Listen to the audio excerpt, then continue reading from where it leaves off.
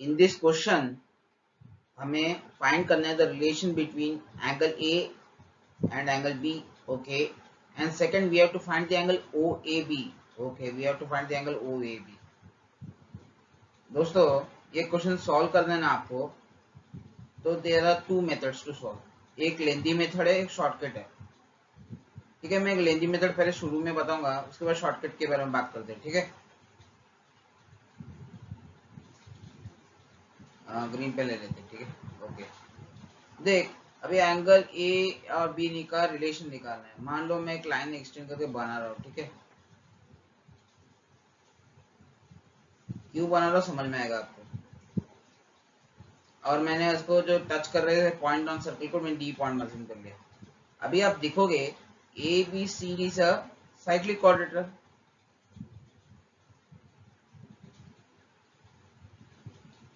ठीक है, अभी साइक्लिक क्वाड्रेटर की प्रॉपर्टीज आपको पता है. ठीक है, चलो पहले बात करते हैं ए के बारे में बात करते हैं. अभी एंगल ए और एंगल CDA का रिलेशन आपको पता है.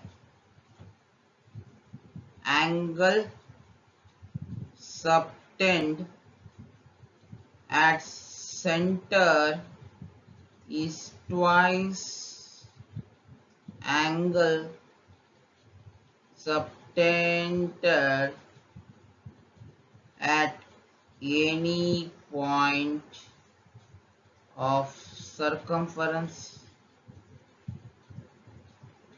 Angle subtended at the center is twice angle subtended at any point of circumference by equal arc. Equal arc subtend equal angle, ये तो पता है.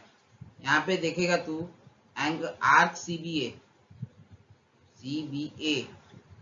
जो एंगल सबटेंड कर रहा है at centre is angle A. CBA arc है, ये एंगल कौन सा सबटेंड कर रहा है सेंटर में? Angle A. तो angle A is twice the angle subtended at any point of circumference. तो ये क्या हुआ? A/2. ठीक है, इतना समझ में आया?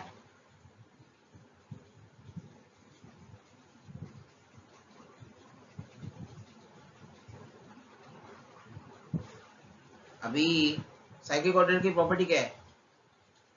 ऑपोजिट एंगल्स सम 180 डिग्री, या फिर सिंपली बोले तो सप्लीमेंट्री. ऑपोजिट एंगल सम में सप्लीमेंट्री. तो मतलब A/2 प्लस B को मैं क्या बोल सकता हूँ? 180 डिग्री बोल सकता हूँ. तो ये एलसीएम लगाएंगे तो A प्लस 2B कितना हुआ? 360 degree. First part is done. The relation between A and B simple. ठीक है, नो प्रॉब्लम. अब इस सेकंड क्या फाइंड करना है? We have to find the angle OAB if OABC is a parallelogram. Okay, no problem. देख, parallelogram की property क्या है? Opposite sides are parallel and equal. ठीक है, तो मतलब अगर ये पैरेलल है ऐसे तो ये भी पैरेलल हुआ, ये पैरेलल तो ये भी पैरेलल हुआ. ठीक है, नो प्रॉब्लम.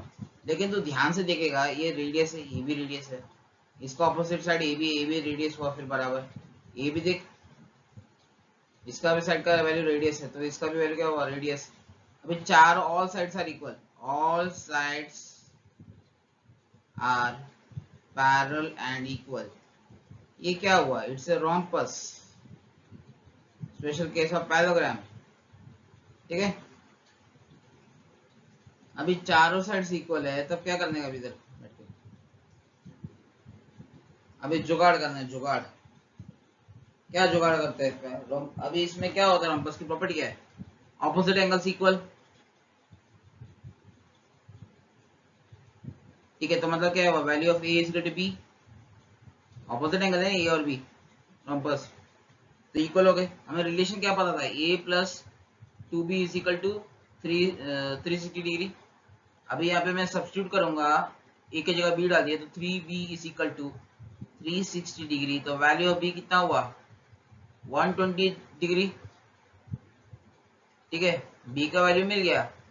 अभी हमें टेंशन क्या है? हमें टेंशन है कि we have to find the angle OAB. अब वो कैसे निकालेंगे देखते हैं.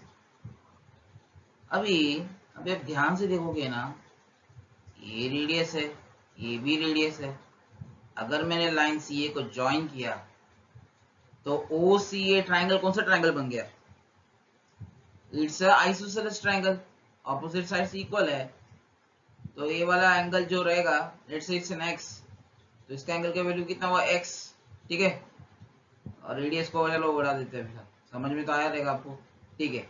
और बी का वैल्यू कितना था 120, और ए और बी का रिलेशन क्या है सेम है, तो वैल्यू ऑफ ए भी कितना हुआ 120 डिग्री।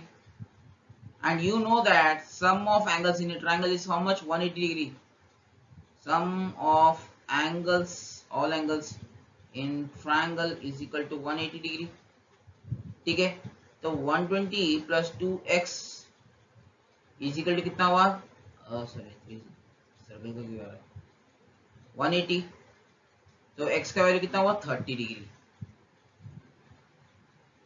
सी सिमिलरली नीचे भी देख, इसका वैल्यू भी रेडियस निकला था, इसका भी वैल्यू रेडियस निकला था बराबर, और इसका भी वैल्यू कितना है 120 degree, is equal to B, तो सेम इसका भी वैल्यू क्या हुआ फिर x ही हुआ, इसका भी वैल्यू x हो गई।